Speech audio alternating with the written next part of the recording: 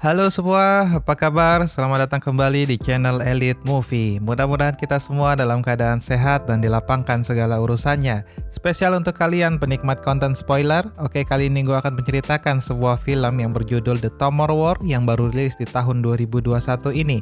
Mengisahkan tentang perjuangan manusia modern untuk dapat bertahan hidup menghadapi serangan alien, di mana tim pasukan khusus menggunakan mesin waktunya untuk kembali ke 30 tahun yang lalu untuk memberitahukan kepada seluruh umat manusia dan meminta bantuan untuk dapat mengubah nasib mereka. Apakah mereka berhasil untuk misi tersebut? Tanpa berlama-lama, langsung aja kita ke pembahasannya.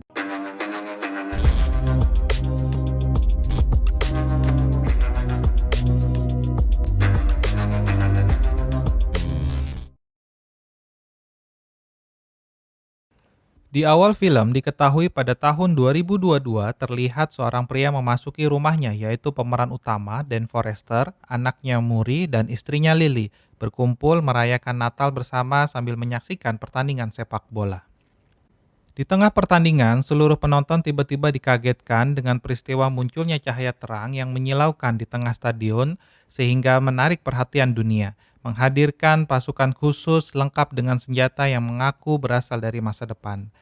Sang kapten menyampaikan bahwa 30 tahun dari sekarang akan ada pertarungan melawan alien yang berusaha menghancurkan dunia dan meminta bantuan untuk ke masa depan guna bersatu membasmi para alien. Berlanjut 1 tahun kemudian, setelah kejadian tersebut telah banyak tentara dan warga sipil yang diberangkatkan ke masa depan. Setiap hari, media massa melaporkan berita tentang peristiwa tersebut. Banyak negara telah bersatu untuk tercapainya perdamaian dan membangun kekuatan. Akan tetapi, hasilnya tidak sesuai yang diharapkan. Di antara mereka yang kembali dari masa depan, banyak yang terluka bahkan meninggal dunia. Hal itu membuat mereka semakin putus asa karena membayangkan kehancuran dari serangan alien 30 tahun mendatang tidak bisa dielakkan. Hingga akhirnya tiba saat Dan menjadi relawan pejuang ke masa depan. Sebelum diberangkatkan, seluruh pejuang akan menjalani tes kesehatan. Dokter mengatakan bahwa usia Dan hanya maksimal 7 tahun dari sekarang. Dan dipasangkan alat khusus di tangannya agar dapat ke masa depan dengan batasan waktu yang telah ditentukan. Jika waktunya tiba, dapat kembali ke kehidupan normal masa kini. Setelah itu, Dan menemui istrinya untuk mengatakan bahwa dia terpilih sebagai pejuang masa depan. Akan tetapi istrinya bersedih karena khawatir ia akan tewas di peperangan. Akhirnya Dan menemui ayahnya untuk meminta bantuan melepaskan alat di tangannya. Melihat raut wajah mereka, ayah dan anak ini sepertinya memiliki kenangan buruk di masa lalu. Benar saja, di tengah obrolan justru mereka bertengkar kembali dan Dan pergi tanpa melepaskan alat tersebut. Tibalah waktunya Dan berpamitan dengan anak dan istrinya dan dia berjanji akan kembali lagi dalam 7 hari ke depan. Seluruh hewan pejuang masa depan telah berkumpul dan mendapatkan arahan dari sang kapten. Mereka diberikan senjata, pelatihan menembak, dan melindungi diri, serta segala informasi yang dibutuhkan. Dan pun sempat berkenalan dengan beberapa temannya, di antaranya Charlie dan Dorian. Segala pelatihan dan persiapan pun telah selesai dilakukan. Tiba giliran Dan dan para pejuang lainnya untuk berangkat ke masa depan. Mereka hanya punya waktu 7 hari di sana. Secara otomatis, jika mereka selamat dimanapun berada akan kembali ke masa kini. Saat proses teleportasi, terjadi gangguan teknis sehingga sebagian mereka terjatuh jauh di atas daratan.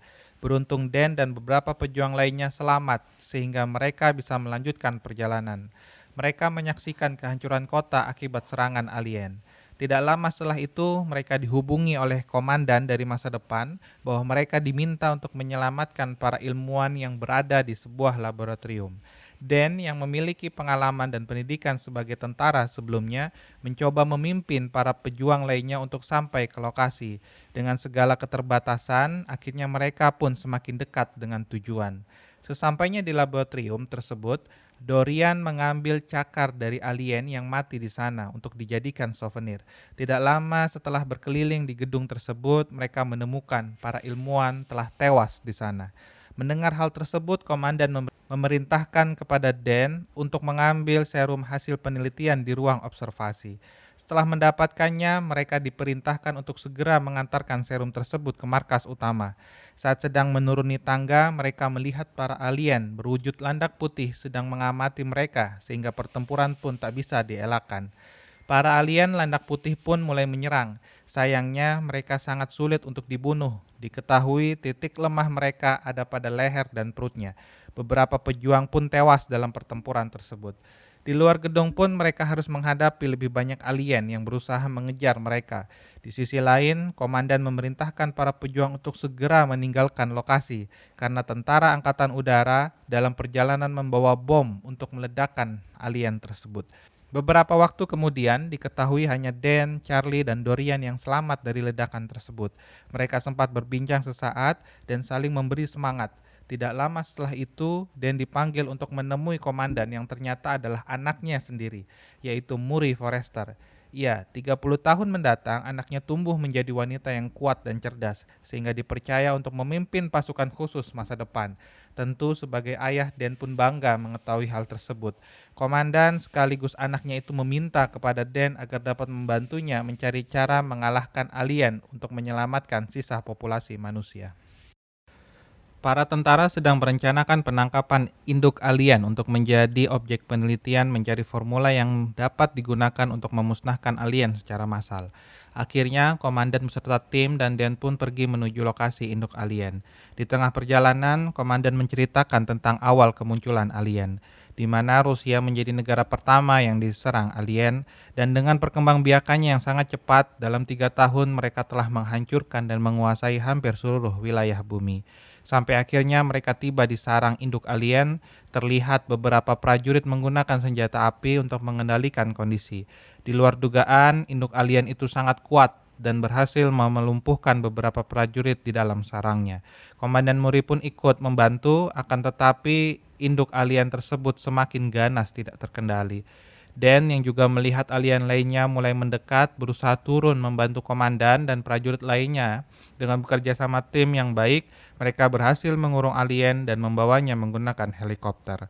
Melihat semakin banyaknya alien lain yang datang, mereka pun berusaha melarikan diri. Komandan dan Den menggunakan mobil bersenjata berhasil melumpuhkan beberapa alien lainnya sambil pergi menjauh. Akhirnya mereka pun sampai di pinggir pantai dan menembakkan senjata SOS ke udara untuk dijemput pasukan helikopter. Sempat terjadi percakapan haru di mana Dan menanyakan kepada komandan yang juga anaknya bagaimana masa depan mereka. Komandan lantas menceritakan bahwa Dan ketika itu akhirnya bercerai dengan ibunya dan meninggal karena kecelakaan. Singkat cerita, mereka pun sampai di lokasi penelitian yang mereka sebut sebagai markas Jamling yang menjadi pintu penghubung masa kini ke masa depan. Komandan dibantu ayahnya, Dan, terus berusaha menemukan formula yang tepat. Di saat bersamaan, Dan melihat waktunya di masa depan yang tinggal sebentar lagi, sehingga komandan harus segera menemukan formula tersebut.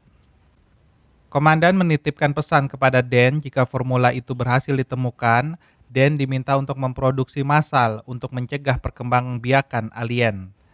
Tidak lama setelah itu, mereka berhasil menemukan racikan formula yang tepat. Bersamaan pula, alien lainnya telah berada di markas Jamling. Para alien berusaha menyerang dan mencari lokasi induk mereka. Dengan segala kemampuan yang ada, tentara tidak bisa menghalau serbuan alien yang jumlahnya sangat banyak. Setelah bebas, induk alien memerintahkan untuk menyerang komandan dan Den yang membawa formula tersebut. Di tengah pelariannya, mereka terus dihalau alien. Setelah semakin dekat ke helipad, komandan diserang oleh induk alien dan terjatuh. Di saat yang bersamaan, helikopter yang akan membawa mereka pun diserang alien.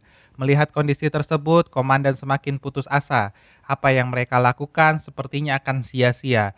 Dan komandan memberikan formula tersebut kepada Dan dan memintanya agar berjuang untuk segera kembali ke masa kini untuk menghindari peperangan seperti di masa depan. Di saat bersamaan, induk alien berhasil menemukan mereka dan menarik komandan. Bersamaan juga, waktu Dan di masa depan pun telah habis. Kembali ke masa kini, Dan menyerahkan formula tersebut ke Kapten. Malangnya, Kapten mengatakan bahwa Jamling, portal teleportasi, telah hancur sehingga mereka tidak bisa kembali ke masa depan. Setelah itu, Dan pun pulang dengan dijemput istrinya. Diantar ke rumahnya, mereka bertemu dengan Muri yang saat itu berusia 9 tahun.